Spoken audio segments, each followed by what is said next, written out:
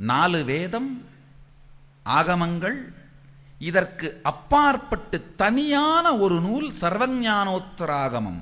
அதோமுகத்திலிருந்து அந்த உள்ள கான்டெக்ஸ்ட், உள் உணர்வு என்ன என்கின்ற உண்மையை அதோமுகத்திலிருந்து முருகப்பெருமானுக்கு இறைவன் அருளுகின்றார்.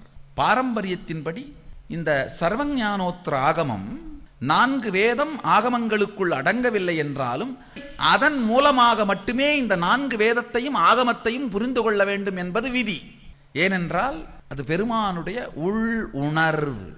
எந்த நிலையில் எந்த இருப்பை உரைப்பால் வெளிப்படுத்தினாரோ அந்த இருப்பே சர்வஞானோத்தராகமம்.